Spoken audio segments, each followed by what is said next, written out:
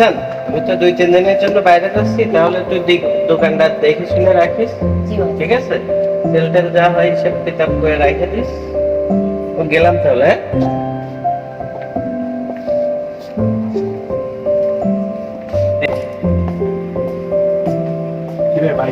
একটু বাইরে গেছি।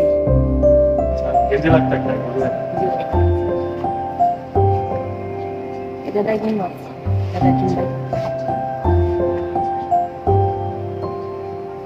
এটা সুন্দর আছে। কত টাকা? এটা 700 টাকা।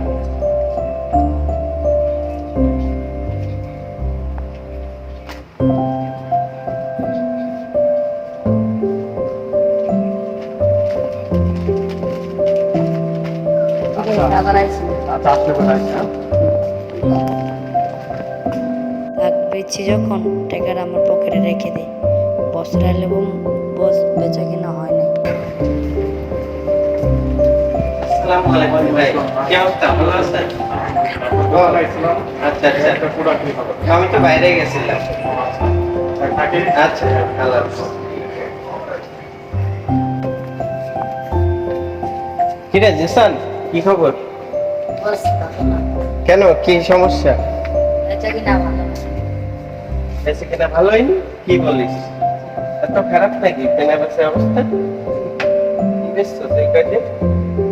কিছু রাস্তায় কি বস, কিছু বেচতে পারিসনি?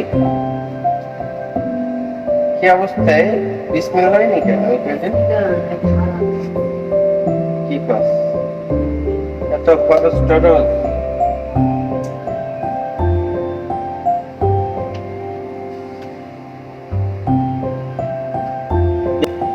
কিরে জেসান, তুই মিথ্যে কথা বললি কেন আমাকে?